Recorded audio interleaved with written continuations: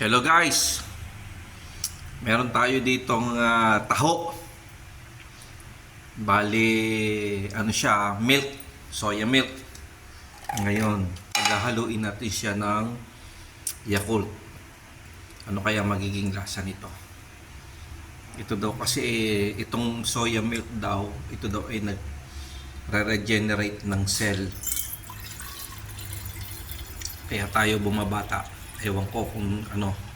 Pero may nagsasabi na ito daw ay nakaka-arthritis.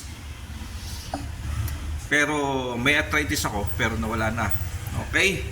So lagyan po natin ng Yakult, probiotics, cultured milk. Cultured milk daw to eh. Okay, so maraming millions of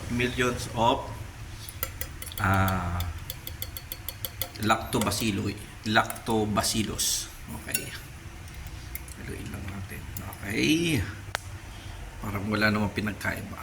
Okay, so tikman po natin. Okay, thank you very much.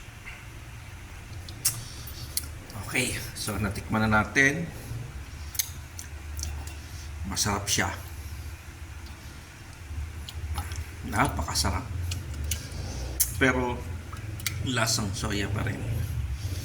Okay, tingnan natin kung ano magiging result mga ilang araw. Kasi pagod na pagod ako sa pagbabike. Thank you very much for watching.